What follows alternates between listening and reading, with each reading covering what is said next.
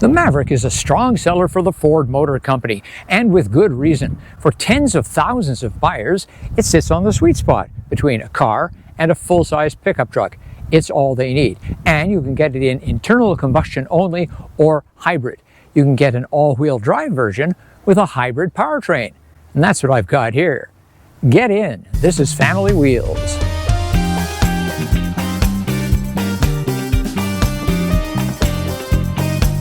Time to fasten your seatbelt and do one more thing. Give Family Wheels a like. Your likes help us deliver the reviews. Subscribe and click the little bell for notifications too.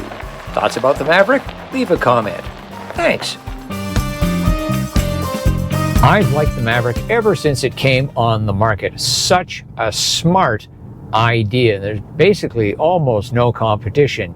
A really clever use of platform and space. It's much better on fuel than a full-size pickup truck, particularly the hybrid version. I see Mavericks all over town wrapped for various businesses, say a roofing company or plumbing. If you were like an estimator, this is pretty much the ideal vehicle to be scooting around town from project to project. You can choose one of two engines for the Maverick. Here we have the 2.5-liter naturally aspirated hybrid. Let's take it up one of Vancouver's steeper hills and see how it does. What's the pep like? And it's pretty good.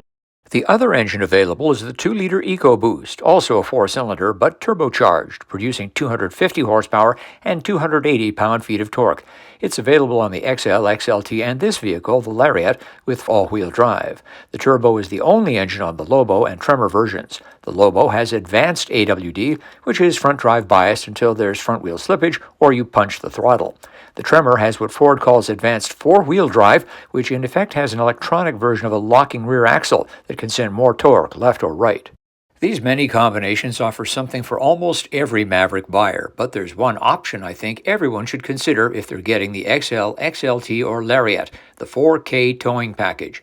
It doubles the towing capacity from 2,000 to 4,000 pounds, and comes with, of course, various trailer connection bits, plus an upgraded cooling fan, and either an auxiliary transmission oil cooler or upgraded radiator. Plus, there's a full-size spare tire. And to me is a no-brainer, if only to improve the resale value. And if you are into towing, Ford has a useful guide just for the Maverick. One thing that is a little bit unusual is the strong centering action of the steering. It gets back to center really quickly. Actually, it's quite pleasant. Let's see how the Maverick does on the patches, potholes, and speed bumps of our neighborhood bumpy road. Well, that's exactly what you'd expect of a modern truck. Nice and smooth, really. No one should have high expectations for the handling of a truck. Nonetheless, let's take it through a series of bends and see how it steers. Oh, the all-wheel drive helps out there, as does the relatively small size of the Maverick. Well, surprise, surprise, that was fun. Time to check the feel of the brakes on the Lariat as we come down from 70 kilometers an hour. That's the low 40-mile-an-hour range. That was excellent. Not mushy, not grabby, nice and smooth. Good feel all the way down. The XL, XLT, the Lobo, the Lariat, which I'm driving here, and the Tremor. The Lariat is more the luxury trim. There's a lot of really nice stuff in here, including just a superb 360-degree camera view that you can select the corners of the vehicle. It's different from other 360s I've seen. You can tap the left front, right front, and rear, left and right, and get a tight overhead view of that.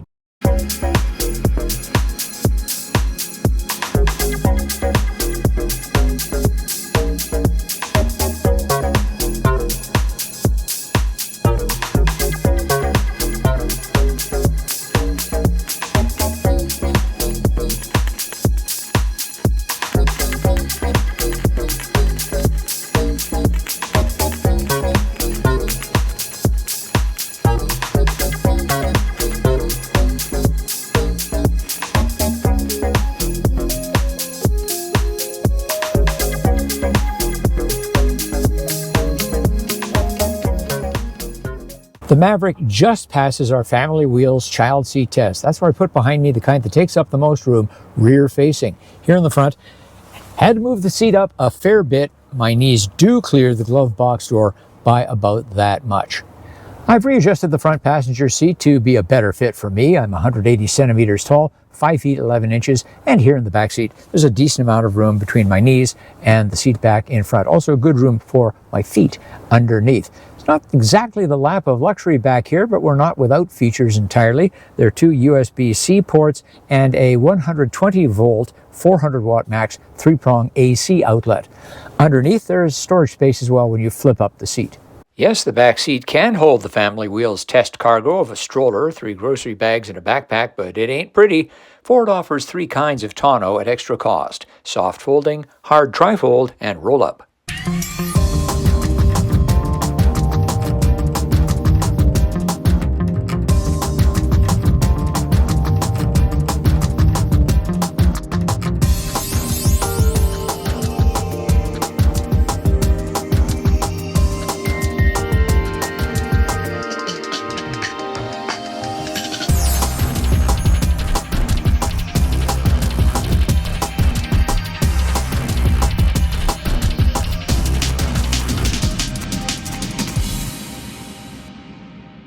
As always, thanks for watching, thanks for liking, and thanks for subscribing.